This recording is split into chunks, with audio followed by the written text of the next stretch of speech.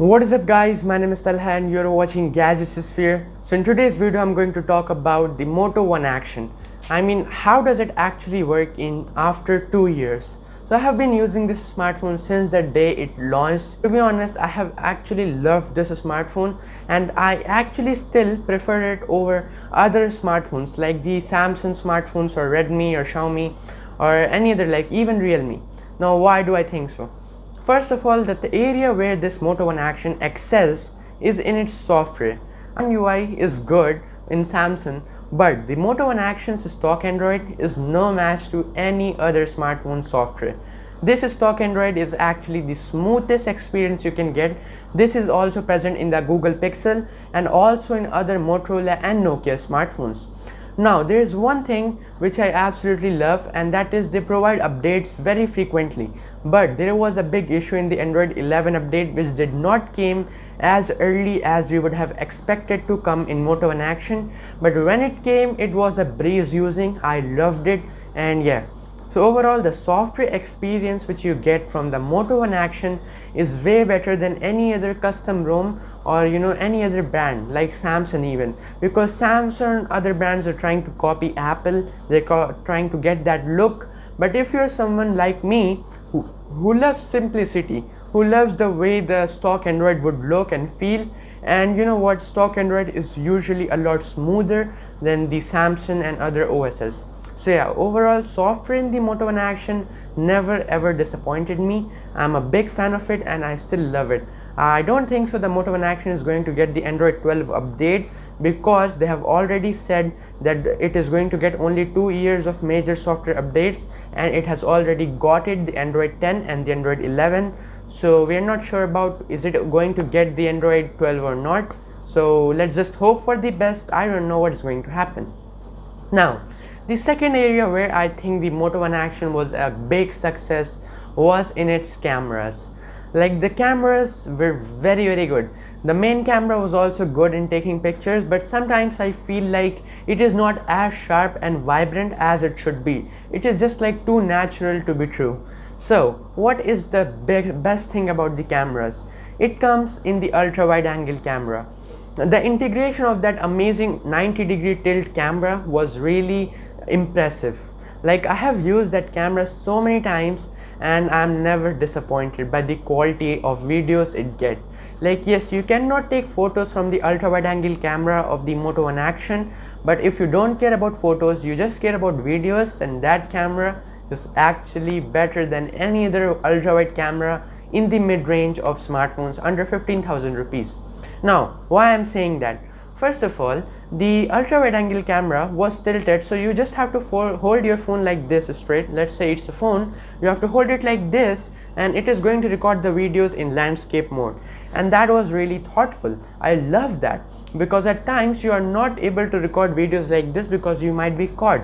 If you want to spy on someone, just do it like this, and do something like this. They'll feel like you're using Instagram, and in actual term you're recording their full landscape ultra wide angle video.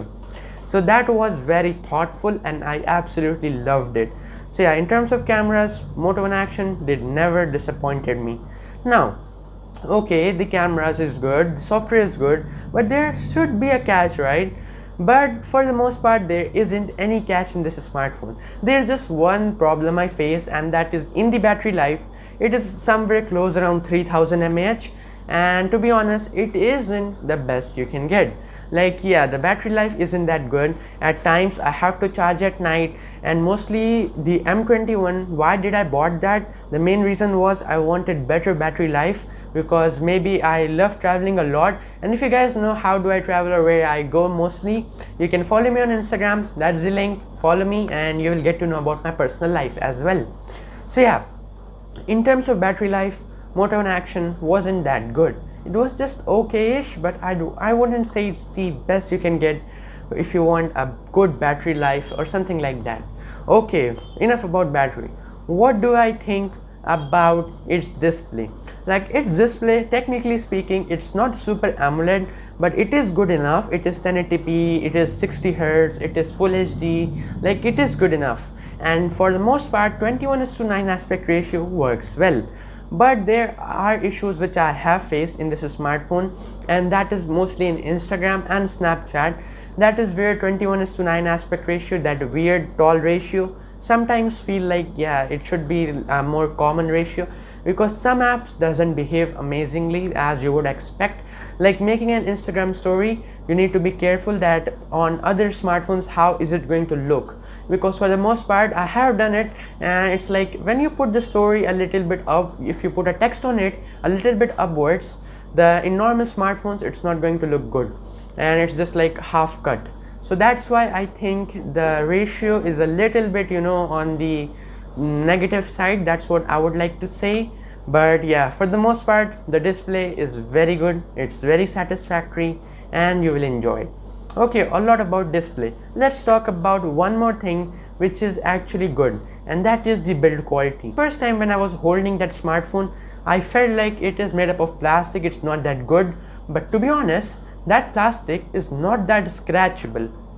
I mean, what do I mean by that is, in my M21, if I don't use that smartphone in one day without case, it's going to get millions of scratches, right? And in the Moto in action, it's just like few scratches, minor scratches, and some of them are even rubbed off. So that is just amazing. Like the quality of materials they have done in the Moto in action is really high quality, high class, and it is just very great from Motorola that they have provided this good quality. Now that's pretty much it. Now let's talk about the last aspect ratio, and that is the processor.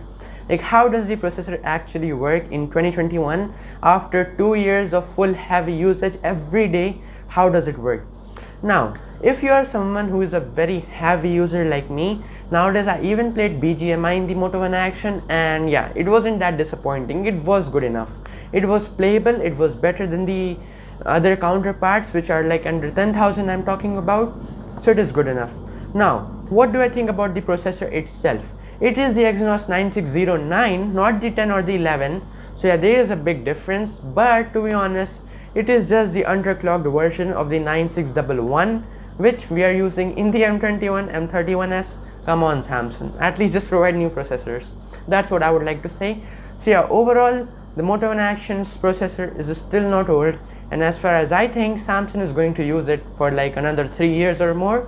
So yeah, if you're thinking of upgrading the smartphone just for gaming or just for some heavy tasks, I would like to say you can upgrade. Obviously the Moto G40 Fusion is an amazing killer deal, so you can upgrade to that, but that's pretty much it. I don't think any other good smartphone you will get under 15k just like the Moto G40 Fusion, because the software experience is the experience which matters the most for me. So yeah, that's pretty much it for today's video. What do you think of this video? Make sure you smash the like button and subscribe to my channel, and I will see you around. Thanks for watching. Catch you in the next one. Peace out.